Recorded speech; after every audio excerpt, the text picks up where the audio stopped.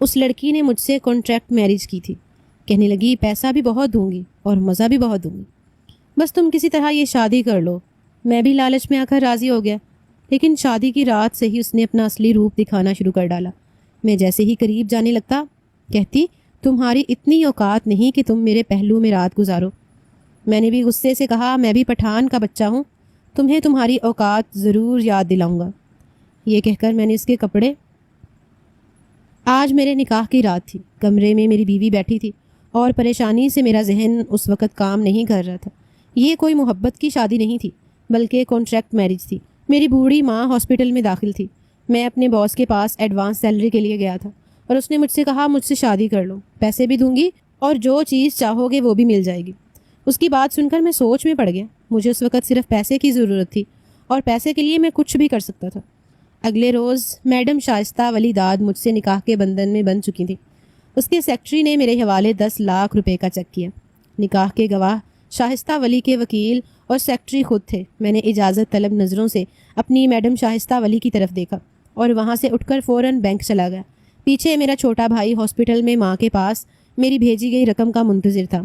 اماں کی فوراً اینجیوگرافی ہونی تھی۔ ان کو مختلف بیماریوں نے گھیر رکھا تھا، مگر اچانک ہونے والے ہارٹ اٹیک نے سب کو ہلا کر رکھ دیا تھا۔ میں چھٹی لے کر گھر بھی نہیں جا سکتا تھا۔ پیسے بھیجتے ہی میرے سر پر ایک بوجھ سا ہلکا ہوا، سعد کو یہ کہہ کر کہ وہ مجھے کل صبح کال کرے۔ میں تھکے تھکے قدموں سے اس اپارٹمنٹ میں لوٹ کر آ گیا جہاں میرا میڈم شائستہ ولی کے ساتھ نکاح ہوا تھا۔ دروازے کے ہینڈل پر ہاتھ رکھتے ہوئے میں سوچ رہا تھا نہ جانے آج کی رات کیسی گزرے گی، کیونکہ مجھے شائستہ کی باتوں سے کوئی اندازہ نہیں ہو رہا تھا کہ وہ مجھ جیسے غریب انسان کے ساتھ اچانک نکاح کیوں کر رہی ہے کیونکہ مجھے شائستہ کی باتوں سے کوئی اندازہ نہیں ہو رہا تھا کہ وہ مجھ جیسے غریب انسان کے ساتھ اچانک نکاح کیوں کر رہی ہے۔ میں اس وقت کاٹن کے ایک سادہ سے شلوار سوٹ میں ملبوس تھا۔ پٹھان ہونے کی وجہ سے میں قدرتی طور پر خوبصورت تھا اور دوسری طرف میڈم شائستہ بھی جیسے کسی موم کی گڑیا کی طرح دکھتی تھی۔ دروازہ کھولتے ہی میرا سانس جیسے اٹک کر رہ گیا۔ وہ ظالم حسینہ بیڈ پر میرون رنگ کی نائٹی پہن کر بیٹھی ہوئی تھی۔ ڈارک کلر کی لپسٹک اور اس کا دلکش سراپا کسی کو بھی پاگل کر سکتا تھا۔ میں جو پریشانی سے نہ جانے کیا سوچ کر آیا تھا اسے دیکھ کر میرے جذبات نے انگڑائی لی اور بیدار ہو گئے۔ وہ بہت بے نیازی سے بیٹھی موبائل فون چلا رہی تھی۔ بے اختیار اس کے پاس جا بیٹھا۔ مجھے لگ رہا تھا جیسے میں کسی جنت کی حور کو دیکھ رہا ہوں۔ میں نے اپنی 26 سال کی زندگی میں کبھی کسی غیر عورت کو نظر اٹھا کر نہیں دیکھا تھا، مگر یہ عورت میرے نکاح میں تھی۔ شاید اسی لیے میں نے بے اختیار ہو کر جیسے ہی اس کے گال کو چھوا، وہ پہلے تو تھوڑا سا کھسمسائی اور پھر اپنی نشیلی نظروں سے میری طرف ایک ادا سے دیکھا۔ میں نے ایک دم اس کی کلائی پکڑ کر اسے اپنی طرف کھینچا۔ وہ میری باہوں میں آ گئی تھی۔ جیسے ہی میں اس کے اوپر جھکا اس نے میرے سینے پر ہاتھ رکھ کر مجھے آگے بڑھنے سے روکا۔ وہ بہت عجیب انداز سے مسکرا رہی تھی۔ جب وہ مسکراتی تھی تو اس کے دونوں گالوں میں بھنور پڑتے تھے۔ میں نے اس کا اپنے سینے پر رکھا ہاتھ پکڑ کر چوم لیا اور پھر اس کے گال میں پڑے بھنور کی طرف جیسے ہی بڑھا اس نے دھکا دے کر مجھے پیچھے گرا دیا۔ یہ سب اتنی اچانک ہوا کہ میں سنبھل ہی نہیں پایا۔ حیرت سے اس کی طرف دیکھ رہا تھا۔ وہ غصے سے تنگ کھڑی ہو گئی اور مجھے کہنے لگی جنید خان اپنی اوقات بھول رہے ہو، تم ایک معمولی سے ملازم ہو۔ کیا سوچ کر میرے قریب ہو رہے تھے کہ میں تمہیں اپنا آپ اتنی آسانی سے سونپ دوں گی؟ کیا تم نے اپنی رضامندی سے کانٹریکٹ میرج پر سائن نہیں کیے تھے؟ کیا سوچ کر میری قربت کا خواب دیکھ رہے ہو غریب انسان؟ میں تو صرف تمہیں آزما کر دیکھنا چاہتی تھی کہ تم بھی اپنی حیثیت بھول کر چاند کو چھونے کی کوشش کر سکتے ہو، اور تم واقعی اپنی اوقات بھول گئے۔ وہ یہ کہہ کر ہنسنے لگی۔ ذلت کے احساس سے میرا چہرہ سرخ ہو گیا تھا۔ بے شک میں نے اس کے ساتھ کانٹریکٹ میرج کی تھی، مگر پھر اسے میرے سامنے اس طرح سے آنا نہیں چاہیے تھا، اور نہ ہی اس نے نکاح سے پہلے مجھے کچھ ایسا بتایا تھا کہ مجھے اندازہ ہوتا یہ نکاح کے بعد وہ میری قربت نہیں چاہتی۔ میں اسے کوئی سخت جواب دینا چاہتا تھا کہ اچانک میرے فون کی گھنٹی بجی۔ ساتھ کالنگ لکھا ہوا آ رہا تھا۔ میں نے تو اسے منع کیا تھا کہ وہ مجھے رات کو کال نہ کرے۔ کیا کوئی ایمرجنسی ہو گئی ہے؟ یہ سوچتے ہی میں نے فوراً کال اٹھا لی۔ دوسری طرف سے اس کی روتی ہوئی آواز سن کر میرا دل جیسے بیٹھ گیا۔ میں نے کپ کپاتی ہوئی آواز سے پوچھا سعد تم رو کیوں رہے ہو؟ اماں تو ٹھیک ہے نا؟ بھائی اماں کی اینجیو پلاسٹی ہونے سے پہلے ہی انہیں دوبارہ ہارٹ اٹیک آیا۔ ڈاکٹروں نے بہت کوشش کی کہ انہیں بچا لیں، لیکن بھائی اماں نہیں رہیں۔ آپ آ جاؤ بھائی، میں حمزہ اور فرشتے کو نہیں سنبھال سکتا اکیلا۔ وہ بہت زور زور سے رو رہا تھا۔ میرا فون ہاتھ سے گر چکا تھا۔ میں نہ جانے کیسے وہاں سے اٹھا۔ کمرے سے نکلنے لگا تو پیچھے سے شائستہ نے مجھے فکر مندی سے پکارا، جنید کیا ہوا ہے؟ کہاں جا رہے ہو؟ میں نے پیچھے مڑ کر دیکھا اور ٹوٹے ہوئے لہجے میں کہا میڈم میری ماں کا انتقال ہو گیا، میرے چھوٹے بہن بھائی وہاں اکیلے ہیں۔ مجھے اس وقت کچھ بھی سمجھ نہیں آ رہا تھا۔ اس نے فوراً صوفے پر پڑا ہوا گاؤن اٹھا کر نائٹی پر پہنا اور میرا ہاتھ پکڑ کر مجھے وہیں بٹھا دیا۔ میں سوالیہ نظروں سے اس کی طرف دیکھ رہا تھا۔ میں اڑ کر کوئٹہ پہنچ جانا چاہتا تھا۔ مجھے تو یہ بھی معلوم نہیں تھا کہ مجھے جانا کیسے ہے۔ شائستہ نے فوراً اپنے سیکرٹری کو کال کر کے پہلی ہی اویلیبل فلائٹ میں 2 سیٹ بک کرائیں اور اسے تاکید کی کہ جنید کی ماں کا انتقال ہو گیا، تم اس کے ساتھ جانا ہے۔ یہ سن کر میں نے عجیب سی نظروں سے اس عورت کو دیکھا جو چند لمحے پہلے میری تذلیل کر رہی تھی۔ 6 روز بعد پلٹ کر میں واپس کراچی پہنچ گیا تھا۔ میڈم شائستہ ولی کا سیکرٹری اگلے روز ہی واپس چلا گیا تھا۔ میں ایئرپورٹ سے سیدھا اپنے فلیٹ پر پہنچا۔ چھوٹے بہن بھائیوں کو ایسی حالت میں اکیلے چھوڑ کر واپس آنا میرے لیے ایک امتحان تھا۔ میں اندھیرا کر کے اپنے بیڈ پر لیٹا ہوا تھا کہ میرے فون پر رنگ ہونا شروع ہو گئی۔ فون اٹھا کر دیکھا تو شائستہ ولی کا نام روشن تھا۔ میں نے بے دلی سے فون بند کر دیا۔ جس طرح اس نے مجھے واپس بلایا تھا، اگر میرے بس میں ہوتا تو میں اسے جبھی طلاق دے دیتا۔ اس نے فون پر مجھے دھمکی دی تھی، اگر میں فوراً واپس نہ پہنچا تو وہ مجھے نوکری سے بھی نکال دے گی اور مجھے اس کی دی گئی رقم بھی واپس کرنی پڑے گی۔ چاہے ہماری کانٹریکٹ میرج ہی تھی، مگر وہ نام کی ہی صحیح میری بیوی تو تھی۔ اسے دکھ کی اس گھڑی میں میرے ساتھ اتنا برا برتاؤ نہیں کرنا چاہیے تھا۔ میں کراچی تو پہنچ گیا تھا، لیکن اس کی ہدایت کے مطابق اس کے اپارٹمنٹ میں نہیں پہنچا تھا۔ وہ غصے سے میرا ذہن معاف ہو رہا تھا۔ میں نہیں چاہتا تھا کہ میں اس کے سامنے جا کر اس سے کوئی بدتمیزی کروں۔ 1 سال کیسے پورا ہوگا اس عورت کے ساتھ، یہ سوچ کر میں پریشان تھا۔ مسلسل جاگنے کی وجہ سے میری آنکھیں سوجی ہوئی تھیں۔ میں شاید نیند کی حالت میں تھا کہ دروازے پر زوردار دستک ہوئی۔ یوں لگ رہا تھا جیسے دروازہ ہی ٹوٹ جائے گا۔ میں نے غصے سے جا کر جیسے ہی دروازہ کھولا، سیکرٹری کو سامنے دیکھ کر قریب تھا کہ میں مکہ مار کر اس کا منہ توڑ دیتا۔ اچانک سیکرٹری کے پیچھے کھڑی ہوئی شائستہ نکل کر آگے آ گئی۔ میں اسے دیکھ کر بنا کچھ کہے پلٹ کر اندر آ گیا۔ سیکرٹری وہیں سے واپس پلٹ گیا اور شائستہ میرے پیچھے ہی اندر آ گئی۔ مجھے اپنے پیچھے کھٹکے کی آواز سنائی دی تھی، مطلب اس نے دروازہ بند کر دیا تھا۔ میں صوفے پر بیٹھا اپنا منہ چھپائے ہوئے اپنے آنسو روکنے کی کوشش کر رہا تھا۔ جنید، تم نے میری کال کیوں نہیں اٹھائی؟ میں نے شائستہ کی سخت آواز سنی۔ اس کے چہرے کے بگڑتے تاثرات میرے اندر بغاوت کو سر اٹھانے پر مجبور کر رہے تھے۔ شائستہ، یہ کون سا طریقہ تھا مجھے گھر سے واپس بلانے کا؟ چاہے یہ کانٹریکٹ میرج تھی، لیکن تم نے اپنی مرضی سے کی تھی۔ میری ماں کا انتقال ہوا تھا، تمہارے اندر ذرا سی بھی شرم نہیں بچی۔ میں کون سا وہاں رک جاتا؟ لیکن اس وقت میرے چھوٹے بھائیوں کو میری سخت ضرورت تھی اور میں تو تم سے صرف ایڈوانس سیلری مانگنے کے لیے آیا تھا۔ پھر کیا دیکھ کر تم نے مجھے شادی کی آفر کی؟ میرا ضبط ختم ہوتا جا رہا تھا۔ میں نے اپنی آواز کو دباتے ہوئے پوچھا تھا۔ وہ حیرت سے میری طرف دیکھ رہی تھی اور پھر غصے سے بولی تھی، جاہل انسان، تمہاری ہمت کیسے ہوئی مجھے تم کہنے کی؟ تمہیں اپنی اوقات پتہ بھی ہے؟ تم 2 کوڑی کے انسان ہو، میرے ملازم ہو، اور شاید تم نے غور سے نہیں پڑھا تھا۔ کانٹریکٹ میرج پر لکھا ہوا ہے اگر تم اپنی مرضی سے مجھے چھوڑنا چاہو گے تو تمہیں مجھے 50 لاکھ روپے ہر جانے کے طور پر دینے ہوں گے۔ کہاں سے دو کے 50 لاکھ؟ ماں تو تمہاری مر چکی ہے۔ وہاں بیٹھ کر تم کیا کر رہے تھے؟ شائستہ نے میرے غصے کو للکارا تھا۔ میں وہاں بیٹھ کر اپنے بہن بھائیوں کا غم ہلکا کرنے کی کوشش کر رہا تھا۔ انہیں سکھا رہا تھا کہ اب انہیں اکیلے جینا ہوگا۔ انہیں مضبوطی دے رہا تھا۔ وہ بھی یقین نہیں کر پائی کہ ان کی ماں چلی گئی ہے۔ لیکن تم مجھے بتاؤ، تم نے مجھے کیوں بلایا؟ کیا کرنے کے لیے بلایا؟ میں تو 2 ٹکے کا ملازم ہوں۔ میرے جیسے نہ جانے کتنے ملازم تمہارے ساتھ کام کر رہے ہیں۔ تو پھر اگر چند روز میں نہ ہوتا تو کیا ہو جاتا؟ میں نے جان بوجھ کر اسے اکسایا تھا۔ آخری جملے میں میرے ذہن میں اس وقت تباہی کی آندھی چل رہی تھی۔ میں بالکل اس کے سامنے کھڑا ہوا تھا۔ وہ میری طرف دیکھ کر غصے سے بڑھی اور جیسے ہی اس نے مجھے گالی دینے اور تھپڑ مارنے کی کوشش کی، میں نے ایک دم اس کا چہرہ پکڑ لیا۔ میری تربیت ہرگز ایسی نہیں تھی کہ میں کسی عورت پر ہاتھ اٹھاتا، لیکن یہ عورت میرے ضبط کا مسلسل امتحان لے رہی تھی۔ میڈم شائستہ، مت بھولو کہ میں ایک پٹھان ہوں۔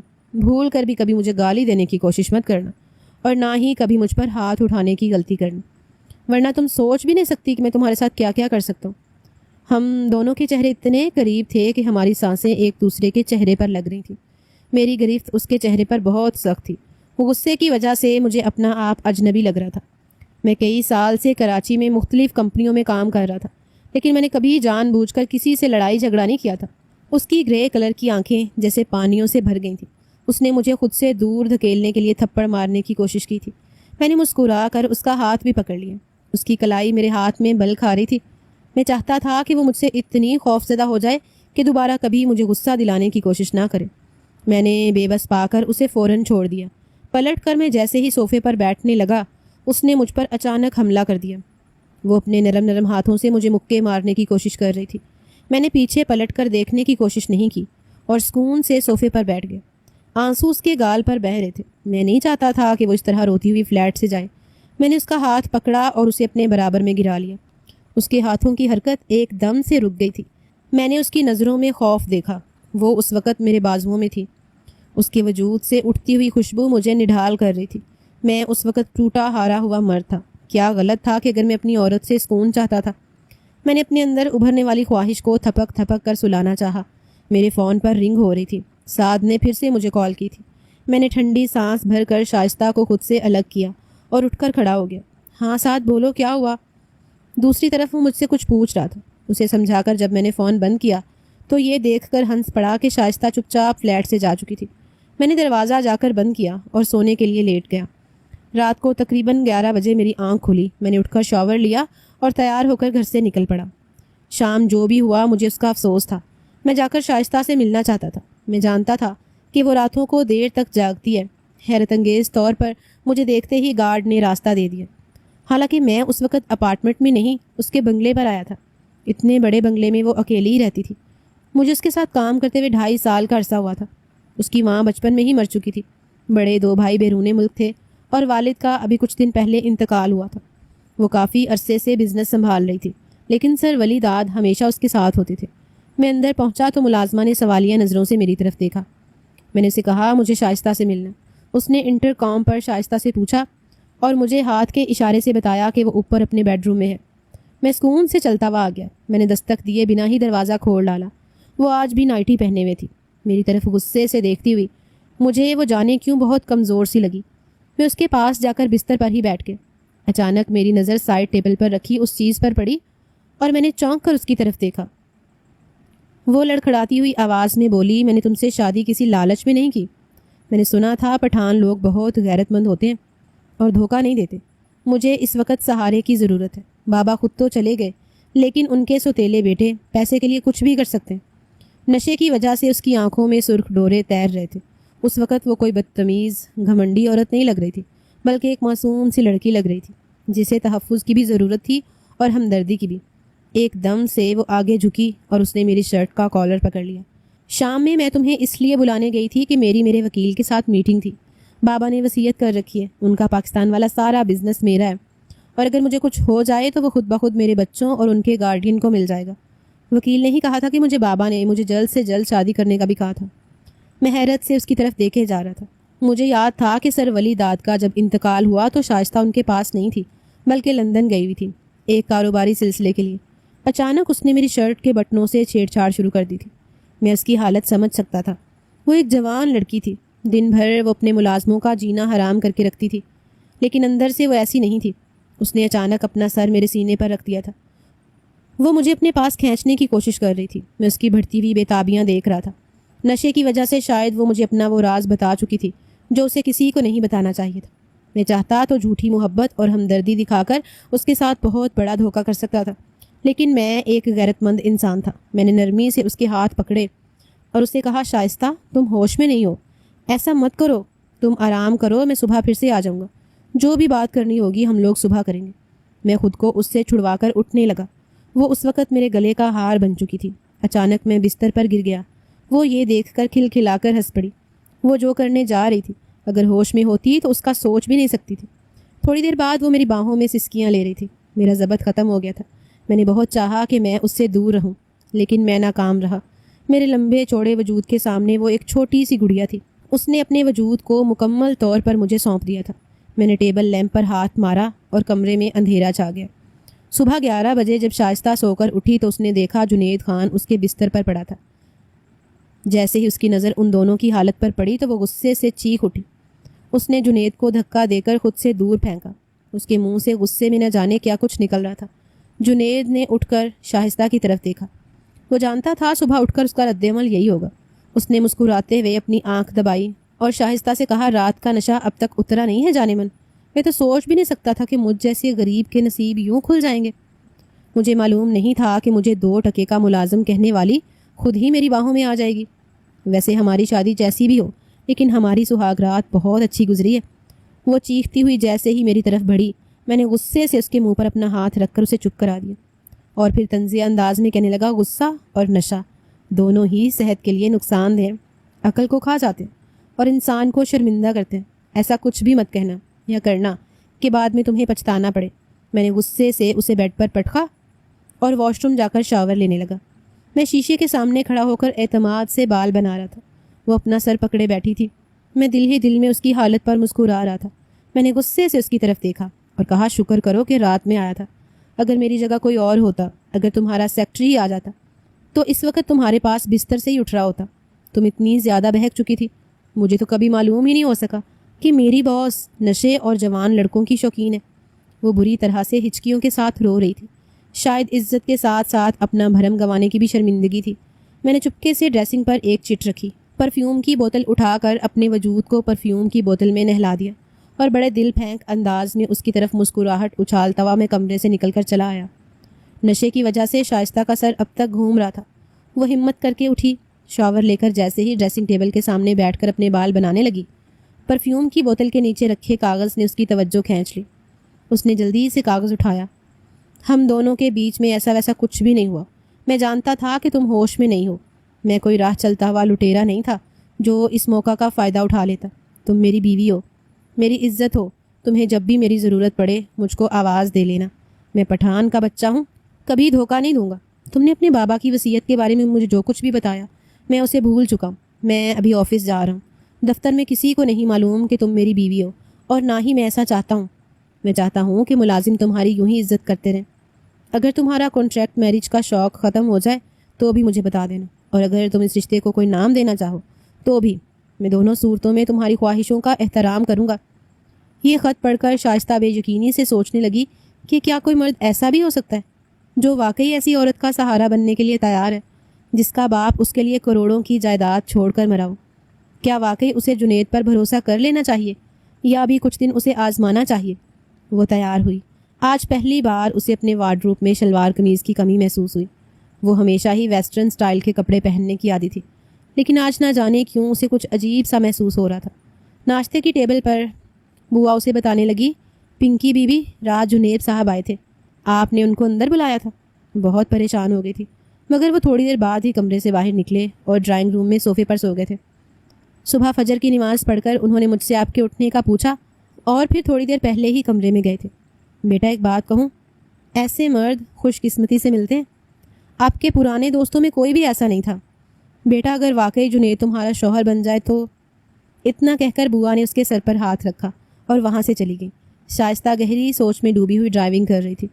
بابا کہتے بھی تھے کہ ڈرائیور رکھ لو، لیکن اسے کسی مرد پر یقین نہیں تھا۔ اس کے بھائی بار بار اس پر کسی نہ کسی طریقے سے اٹیک کروانے کی کوشش کرتے ہی رہتے تھے۔ حالانکہ بابا نے انہیں بھی کافی کچھ دے رکھا تھا، مگر پاکستان کا بزنس ان کی آنکھوں میں کھٹکتا رہتا تھا۔ بابا نے اس لیے یہ سب اس کے نام کیا تھا کیونکہ اس کی ماں کا ذاتی بزنس تھا۔ وہ دھیان سے اسکرین کے باہر دیکھ رہی تھی کہ اچانک برابر کی گاڑی سے کسی نے اپنا شیشہ اتارا اور اس پر فائر کر دیا۔ آخری لمحے میں شائستہ کو احساس ہو گیا تھا۔ سڑک کافی چوڑی تھی۔ اس نے بہت تیزی کے ساتھ اپنی گاڑی کو سائڈ پر موڑ لیا تھا۔ 3-4 فائر ہوئے تھے۔ ایک گولی اس کے بازو کو چیر کر گزر گئی تھی۔ وہ سیاہ رنگ کی کرولا تیزی سے وہاں سے چلی گئی۔ اس کے فون میں پہلا نمبر ہی جنید کا تھا۔ اس نے فوراً جنید کو کال کی تھی۔ اتنے میں پولیس کی گاڑی فائرنگ کی آواز سن کر وہاں پہنچ چکی تھی۔ وہ فوراً ہی اسے ہاسپٹل لے گئے۔ ہاسپٹل پہنچ کر اس نے جنید اور سیکٹری کو بتا دیا کہ وہ کون سے ہاسپٹل میں ہے۔ جنید بھاگتا ہوا آیا تھا۔ اس کے سنہری بال اس کے ماتھے پر بکھرے ہوئے تھے۔ ڈاکٹر ابھی اس کے پاس ہی کھڑا تھا، لیکن وہ فکر مندی سے سب کے سامنے ہی اس پر جھک گیا۔ اس کے چہرے کو اپنے ہاتھوں میں پکڑ کر بےتابی سے کہنے لگا، تم ٹھیک ہو نا؟ کون تھا وہ؟ گاڑی کا نمبر یاد ہے کچھ؟ ڈاکٹر حیرت سے اسے دیکھ رہا تھا، کیونکہ سبھی جانتے تھے کہ شائستہ ولی داد ابھی غیر شادی شدہ ہے۔ سیکٹری بھی اس کے پیچھے پیچھے ہی تھا۔ اس نے ہلکا سا کھانس کر جنید کو توجہ دلائی کہ وہ اس وقت کہاں کھڑا ہے۔ جنید چپ چاپ پیچھے ہٹ گیا۔ اس کی بےتاب نظریں ابھی بھی شائستہ کے چہرے پر ہی تھیں۔ تکلیف کے باوجود شائستہ خود کو بہت پرسکون محسوس کر رہی تھی۔ اس کے چہرے پر گلابی رنگ پہلی بار پھیلا دیکھ کر سیکٹری بھی حیران تھا۔ وہ 2-3 دن ہاسپٹل میں رہی۔ جنید 1 منٹ کے لیے بھی اس سے دور نہیں ہوا۔ وہ سخت غصے میں تھا۔ پولیس نے CCTV کیمرے کی مدد سے ان لوگوں کو تلاش کر لیا تھا۔ وہ مقامی لڑکے تھے جنہیں کسی نے ہدایت کی تھی کہ جان لیوا حملہ نہیں کرنا، صرف ڈرانا ہے۔ شائستہ اچھی طرح سے جانتی تھی کہ یہ کس کا کارنامہ ہے۔ وہ لوگ ہاسپٹل سے گھر پہنچے۔ جنید اسے چھوڑ کر گارڈ کے پاس آ گیا، اسے ضروری ہدایت کی، پھر بوا کو اس کے کھانے پینے کا خاص خیال رکھنے کا کہا اور کمرے میں پہنچ کر اسے یاد دہانی کرائی کہ جیسے ہی ضرورت ہو وہ اسے بلا لے۔ وہ اس وقت کافی رف حلیے میں تھا۔ جیسے ہی بیڈ پر سے اٹھنے لگا، شائستہ نے ایک دم اس کا ہاتھ پکڑ لیا۔ جنید سوالیہ نظروں سے اس کی طرف دیکھ رہا تھا۔ شائستہ نے کانپتے ہوئے لہجے میں کہا، اپنی بیوی کو اس حالت میں چھوڑ کر جا سکتے ہو؟ اگر اس بار جان لیوا حملہ کرنے کا کہا گیا تو ہو سکتا ہے تمہیں پہنچنے میں دیر ہو جائے۔ جنید نے اس پیاری لڑکی کی طرف دیکھا جس کی آنکھوں میں نمی تھی، اور ایک لمحے میں وہ اس کے پاس بیٹھ کر اس کا سر اپنے سینے سے لگا چکا تھا۔ میری جان، میرے ہوتے ہوئے تو ایسی نوبت نہیں آ سکتی۔ اگر میں نہ رہا تو کوئی گارنٹی نہیں۔ شائستہ اس کے کندھے پر سر رکھ کر رو رہی تھی۔ جنید نے اسے سمیٹ لیا تھا۔ وہ پہلی ہی نظر میں اس پر اپنا دل ہار چکا تھا۔ جب اس نے نکاح کے بعد پہلی بار اسے بیوی کی نظر سے دیکھا تھا، ان کی شادی کو 1 ماہ ہو چکا تھا۔ تمام معاملات اچھی طرح حل ہو چکے تھے۔ وہ اپنی جنید سے شادی اناؤنس کر کے اس کے ساتھ کوئٹہ پہنچی ہوئی تھی اپنے سسرالیوں سے ملنے۔ وہ سبھی لوگ بہت محبت کرنے والے تھے۔ اس کی چھوٹی نند فرشتہ، اس کے دونوں دیور سبھی اس کے آگے پیچھے بھاگتے پھر رہے تھے۔ 2-3 روز سے اسے چکر سے محسوس ہو رہے تھے۔ وہ کھانا چھوڑ کر جیسے ہی بھاگتی ہوئی واش روم پہنچی، جنید کی پھپھو نے خوشی سے جنید کے سر پر ہاتھ پھیرا اور کہا، بیٹا مبارک ہو، تمہارے گھر خوشی آنے والی ہے۔ وہ اٹھ کر فوراً واش روم کی طرف بھاگا اور پیچھے سے سب ہنسنے لگے۔ شائستہ شرماتے ہوئے واش روم سے نکلی تو جنید نے اسے پکڑ کر سینے سے لگا لیا۔ ان دونوں نے سوچا بھی نہیں تھا کہ زندگی اتنی خوبصورت بھی ہو سکتی